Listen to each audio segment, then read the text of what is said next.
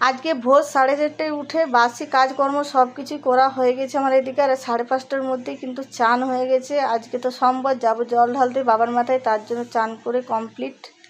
আর এদিকে একটা শাড়ি বের করেছি, দেখুন লালে হলুদে সুতির শাড়ি, তার সঙ্গে বের করেছি ব্লাউজ। আর এই শাড়ি আর ব্লাউজটা পরে যাব পুজো করতে। শাড়ি ব্লাউজটা কিন্তু পরা হয়ে গেছে। আর এদিকে সাজুগুজু করে নিচ্ছি হালকা। আর আজকে যাব পুজো করতে, দাদা, দিদি, আমি আর আপনাদের দাদা ভাই 4 জন। আর এদিকে দেখুন পিকুও যাবে। পিকুকে কিন্তু নিয়ে যাওয়ার কথা ছিল না, কিন্তু পিকু এত কান্না করতে লাগলো যে ওকে নিয়ে যেতে হলো।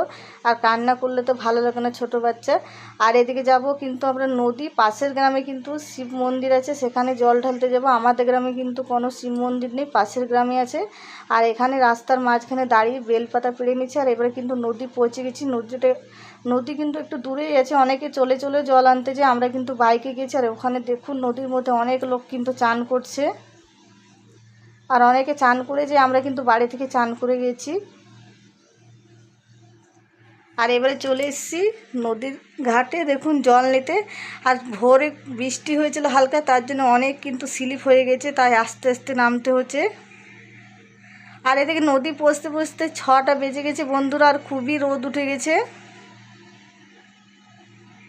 আর এদিকে জল নিয়ে চলে এসেছি মন্দিরে, দেখুন। আর এদিকে পিকু নেমে গেছে। আর পিকু কিন্তু একটুকু কান্না করেনি, খুবই সুন্দর খেলছিল, দাঁড়িয়েছিল ও।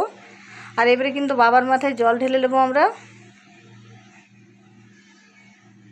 আর এদিকে তো জল ঢালা হয়ে গেল। আর এদিকে চলে এলাম চরকাপাড়ি, মা চরকাপাড়ির কাছে। ওখানে কিন্তু মা চরকাপাড়ির মন্দির আছে, এখানে ধূপকাঠি দেখিয়ে দিলাম। আর এখানে যে ঘোড়াটা দেখছেন, এই ঘোড়ার মধ্যে পিকু বলছে চাপবো। পিকু সব সময় খালি বলবে ঘোড়াটাতে। আরেকবার এনেছিল, মামার সাথে এসেছিলো, তখনও কিন্তু বলছিল এই ঘোড়াটাতেই চাপবো। আর এবারে তো মা চরকাপাড়িরকে ধূপকাঠি দেখা হয়ে গেল, প্রণাম করা হলো। আর এবারে যাব ধূপকাঠি দেখাতে বজরংবলী মন্দির।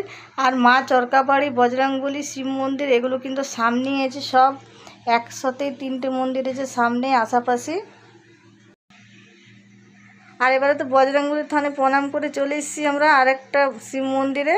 এই মন্দিরটাও কিন্তু আমাদের বাড়ি থেকে যতটা প্রথম শিব মন্দিরে পুজো করেছিলাম, এই মন্দিরটাও কিন্তু ততটাই দূর, খুব বেশি দূর নয়। এখানেও কিন্তু জল ঢেলে পুজো করে এবারে কিন্তু বাড়ি চলে যাব। পুজো করা আজকে হয়ে গেল। আর কারা কারা পুজো করলেন অবশ্যই জানাবেন। আর চেষ্টা করছি যে প্রত্যেক সোমবারে কিন্তু জল ঢালবো। 5টা সোমবার এসে দেখি পারি কিনা না। আর এদিকে পিকু প্রসাদ খেয়েছে। আর ভিডিওটা কেমন লাগলো অবশ্যই জানাবেন।